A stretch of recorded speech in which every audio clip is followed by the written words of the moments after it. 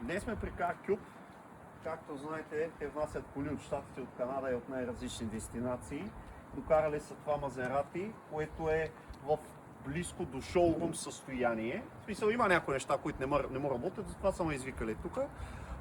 Ние от BestDiagnostics.net се занимаваме с проверка на автомобили или преди да си ги купите огледи преди покупка, или вече като имат текущи проблеми. В случая ще разгледаме текущите проблеми на тази кола и ще направим една бърза инспекция навън, нали, отвънка. Колата като цяло изглежда доста нова, доста свежа, доста добро състояние. Няма някакви луфтове тук по бронята. Дисковете, накладките, дето не е накарана, имат отстоянието, имат леки забележки. Бих казал аз, над 50% живот.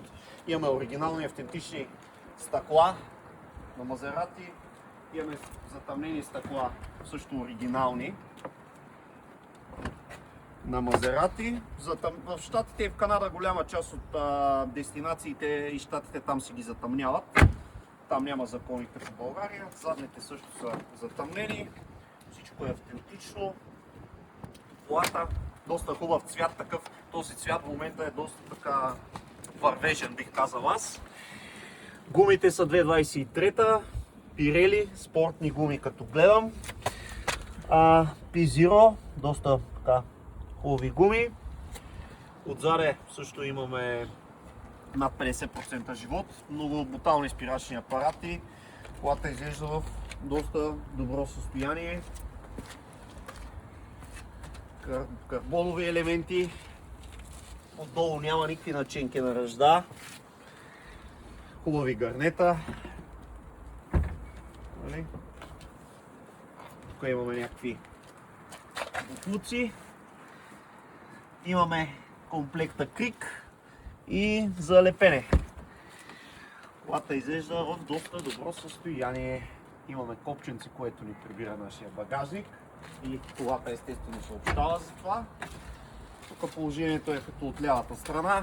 Пак Pirelli спортни гуми, 2.23-та, дискове накладки над 50% живот. Интересното за тази кола, че има два спирачни апарата. Единият спирачен апарат се използва главно за ръчната, за електрическата ръчна. Другия се използва колата като спира. Нали? Направили са го така, защото е по-спортна кола и такива решения има и на Jaguar, и на други марки съм виждал. На S-класи, на Maybach също.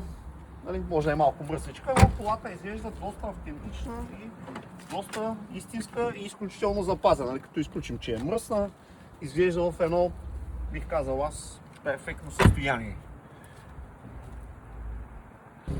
Имаме оригинален ключ, което е много важно. Ето Мазерати логото. Сега ще ви я изгася и ще ви я запаля пак. Нали, да чуете звука на този упълномочителен звяр.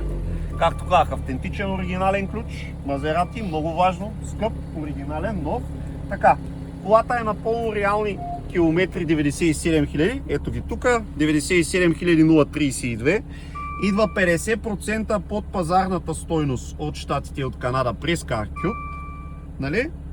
Хубаво е всеки един автомобил, без значение или преди покупка, или вече като сте го закупили, без значение от Щатите, от Канада, от Европа, от Корея, откъдето е да се провери за текущи проблеми с нашата услуга, за да можем да ви кажем на какво състояние. В момента на този автомобил му свети чека. Може да е вериги за няколко хиляди ремонт, може и да е нещо за стотинки, нали? Ама това как да го разберете? Може да се разбере с диагностиката само, нали? Свързали сме се към сървърите на Мазерати, както казах, колата е на реални километри, ако искате още един път ще ги покажа.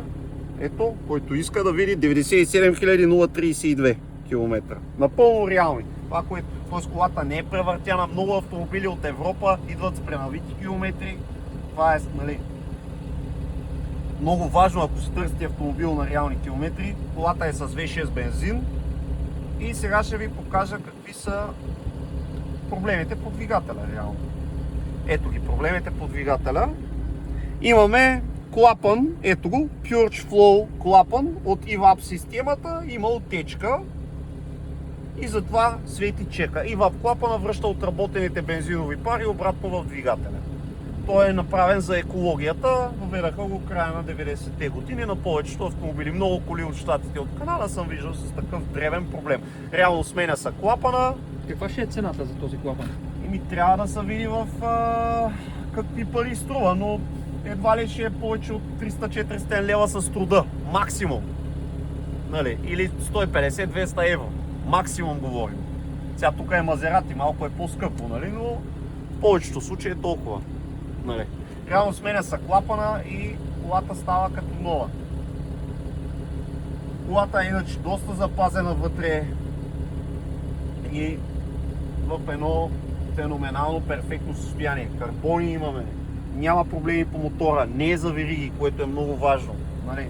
Защото някой път чека свети и за вериги. И пак казвам, хубаво е да си проверявате колата винаги преди покупка или вече като сте си я закупили, за да знаете какво купувате, да не вземете нещо с проблем. Сега след като изпратиме дигиталното досие на автомобила, клиента ще си смени клапана или в случая в сервис ще му го сменят и колата ще стане като нова. Това е.